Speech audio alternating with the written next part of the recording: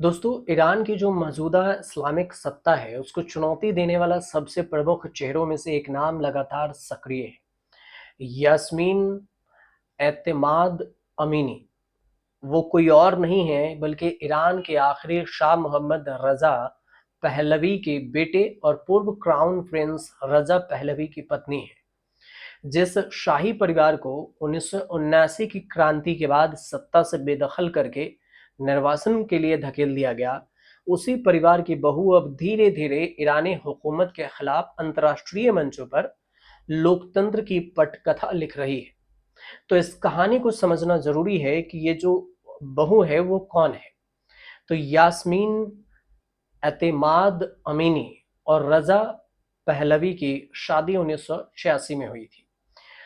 अब यास्मीन पेशे से वकील हैं और उन्होंने वाशिंगटन डीसी के जॉर्ज वाशिंगटन यूनिवर्सिटी से पॉलिटिकल साइंस में ग्रेजुएशन किया और कानून में डॉक्टरेट की पढ़ाई की।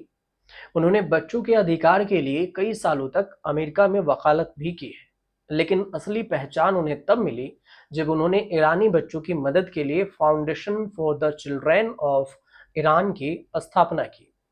अब ईरान के लोगों के लिए कई काम साल 1991 में शुरू हुई और इस संस्था का उद्देश्य था ऐसे ईरानी बच्चों को मेडिकल हेल्थ सर्विस देना जो देश या विदेश में किसी भी राजनीतिक, धार्मिक या नस्लीय मतभेद के बावजूद इलाज से वंचित है। इस संस्था के जरिए यासीन ने चुपचाप ईरान के आम नागरिकों के लिए अपनी प्रतिबद्धता जाहिर की, लेकिन धीरे धीरे उन्होंने अपने सामाजिक काम को राजनीतिक संघर्ष में बदल दिया और खासकर महिलाओं और बच्चों के हक के सवाल पर। अब ईरानी शासन को बदलने की भी स्क्रिप्ट इन्होंने ही लिखी। इस पूरी कहानी को आराम से समझिए, आपको समझ में आ जाएगा। बीते कई सालों से यास्मीन खुलकर ईरान में लोकतंत्र की मांग कर रही है। वो दुनिया भर के प्रोटेस्ट सम्मेलनों और फिर डेमोक्रेटिक पैनल्स में हिस्सा लेती है और उनका एक ही मकसद है कि ईरान की इस्लामिक शासन व्यवस्था को शांतिपूर्ण तरीके से बदला जाए और वहां पर लोकतंत्र की बहाली हो। वो महिलाओं के अधिकारों, बच्चों की सुरक्षा और ईरानी युवाओं के भविष्य के लिए आवाज उठाने वालों में सबसे आगे रही हैं। कई सारी कहानी है जो ईरान से निकलकर सामने आ रही है और कई सारे ऐसे कहानी हैं जो युद्ध की पटकथा और लोकतंत्र की पटकथा ईरान के लिए लिखी जा रही है, जिसके कई नाम हैं जो धीरे धीरे बाहर आ रहे हैं। उनमें ही एक नाम जिसके बारे में हम आपको बता रहे हैं। समझना सबसे पहले जरूरी ये है कि आखिर ये रजा पहलवी हैं कौन। रजा पहलवी जो कि खुद भी लोकतंत्र समर्थक आंदोलन के अगवा है और इन्होंने कभी ईरान और इराक युद्ध के दौरान देश लौटकर लड़ने की पेशकश की थी, लेकिन मौजूदा जो शासन है उन्हें नकार दिया। रजा ने 3 किताबें भी लिखी। इसमें से उन्होंने ईरान में बदलाव की दिशा और लोकतांत्रिक रास्तों का खाका यानी कि ड्राफ्ट पेश किया और उनकी इस लंबी राजनीतिक लड़ाई में यास्मीन सिर्फ जीवन साथी नहीं बल्कि विचारधारा के साझेदार बनकर भी साथ चल रही हैं। इसके अलावा देखें तो यास्मीन का सबसे बड़ा